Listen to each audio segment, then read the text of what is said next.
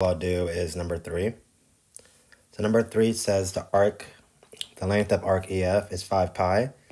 So when it says the length of an arc, everybody, it refers to the circumference of a little part of the circle. So this is 5 pi inches. And then it says find the length of the radius. So I'm just going to put r because I don't know what that is. So when I think about the arc length of a circle, I'm just going to write the formula. Length equals central angle over 360 times 2 pi r. So 5 pi equals 30 over 360 times 2 pi r. I'm going to highlight what I'm trying to look for, which is r. So this means I need to get rid of 30 over 360 and 2 pi. So when I see 30 over 360, you have two choices here. You can reduce it on your own, or you can put in a calculator and let it reduce. But I'm going to box in the part that you would put in your calculator if you wanted to. I would put this part in your calculator and let that simplify it for you. Or, just to do some mental math, 30 and 360 are divisible by 10. I'm going to cross out the zeros. And then 3 and 36 are divisible by 3. So the 3 becomes a 1, and the 36 becomes a 12. So pretty much you got 1/12 times 2, which 2 over 12 is 1/6. So everything in pink ends up being 1/6. So I'm just going to erase all this. And I'm going to write 5 pi equals 1/6 times pi r. So another thing you should notice is a pi and a pi. So if both sides have pi multiplying, then I can just divide both sides by pi, and the pi's will cross out. So I'll be left with 5 equals 1 over 6r.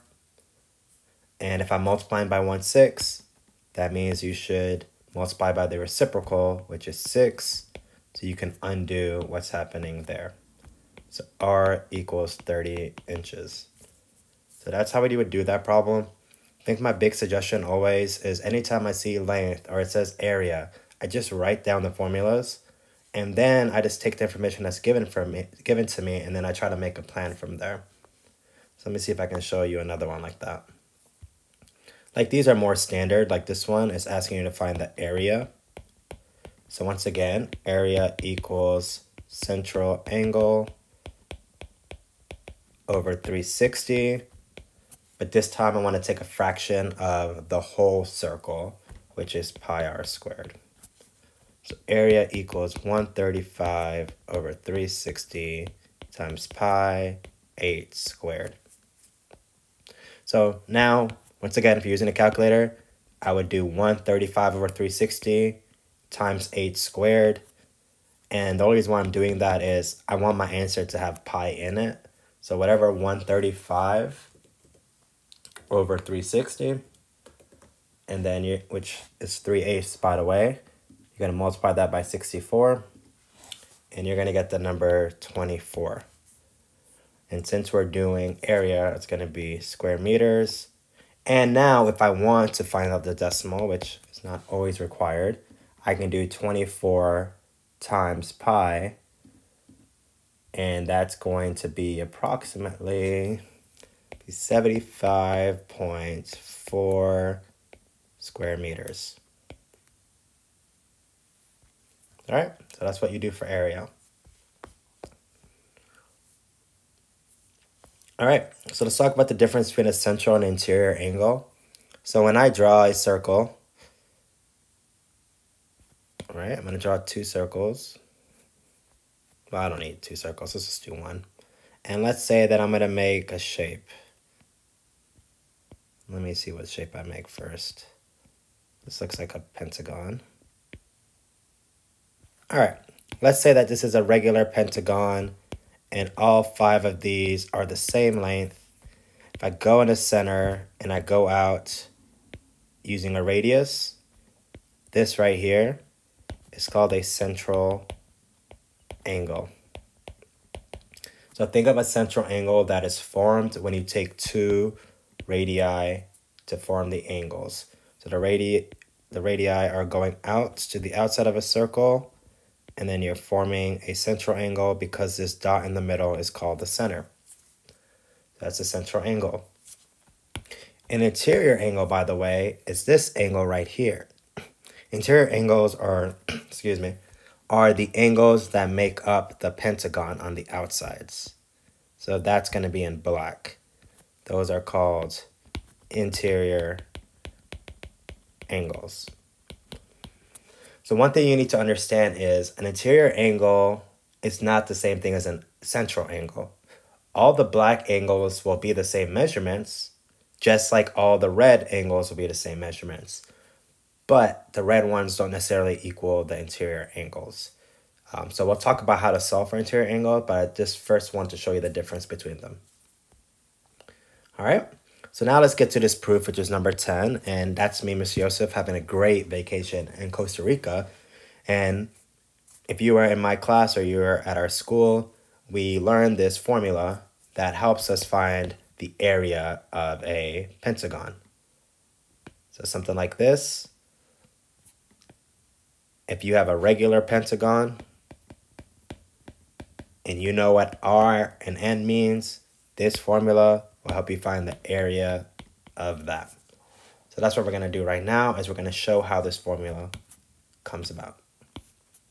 So first step is I'm just going to, even though it's N, it says a general polygon, it's really helpful to just make one up. So I'm just going to use a pentagon as my example. That's my go-to polygon of the day. I'm going to try my best to make these all the same lengths. Looks pretty good. So this is what we're going to do. So we want to find the area of a pentagon. Typically what we do is we inscribe in a circle and we draw triangles. So we have 5 triangles that all have the same length. Okay? So now you need to find out your central angle. So in order to find the central angle, you're going to do 360 divided by n. And n, when we do this, and I'll write this up here, n means sides of the polygon. So in this case, it is a pentagon, so it's going to be 360 divided by 5. But in this case, we're not going to actually do the math. We're just going to leave it as 360 over n. So our goal today is, if we can find the area of this triangle right here, then we know that we can take an area of a triangle, which is 1/2 base times height, and multiply that by the number of triangles that I have in the picture. 1, 2, 3, 4, 5. But instead of counting all those triangles and saying 5, I'm just going to write n, because n means the number of sides in a number of sides of the polygon that we're working with. I'm just going to erase these for now. All right, so we agree now that this angle that's drawn right here, put a star, that is 360 divided by n. But in order to find the area of this triangle, I need to know the base, and I'm going to underline the base in pink. And we need to know the height, which we have not drawn. So I'm going to use orange, and I'm going to draw the height. Yikes, those colors are not the best, so let's do this real quick. Sorry. Let's erase that. Get this. And let's use a darker color like green right here. All right, so that's the height. So what I just did right now, I don't know if you noticed, is by using that altitude, I just created a 90-degree triangle, and I just split this central angle in half. So if I take 360 and divide it by 2, that means 360 over n times 1/2, which is 360 over 2n. And I hope y'all are getting excited because 360 over 2n is right there. So even though we're going to talk about sine and cosine and the rest of the formula, at least you're seeing where 360 divided by 2n is coming from. So now we're going to label the altitude as h, and we're going to label the pink part from here to here. This part, that's the base. So right now what I'm going to do is I'm going to zoom out of that triangle, and I'm just going to take half of that triangle. So I take half the triangle. I know that this is 360 over 2n. I know this is the height. I know this is the radius. I know that this is half of the base, right? But instead of calling it half of the base, I know it's going to be a little confusing, but let's just call x half of the base. Okay, so I'm just going to erase this and write x. So what we're going to do is solve for the base. Solve for the base. So I'm going to use this angle, I'm going to use this and this. So the trigonometric ratio that relates these three is called sine. So sine of 360 over 2n equals x over r. And then in order to solve for x, I need to multiply both sides by r. So I get r sine 360 over 2n equals x. Remember, x is half of our base. So that means in order to find our base equals 2 times r sine of 360 over 2n. And if you zoom out, I'm going to box that part of the equation. So I hope you see r sine 360 over 2n, and they just happen to move the 2 over here. And then the n, which was here, we have the n here. The 1/2 is from the 1/2 because of the area of a triangle. So all we need to do is pretty much find out what the height of the triangle is, which we're going to guess is going to be r cosine 360 over 2n. But we'll talk more about that right now. So now we're going to take the same exact picture. This is 360 over 2n. This is still r. We're still going to leave this as x, and we're going to have h here. So to solve for h, this time I'm going to highlight the angle, h, and r, which are all related by cosine.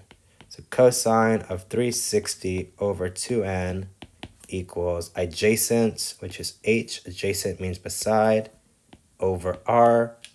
We're going to multiply both sides by r.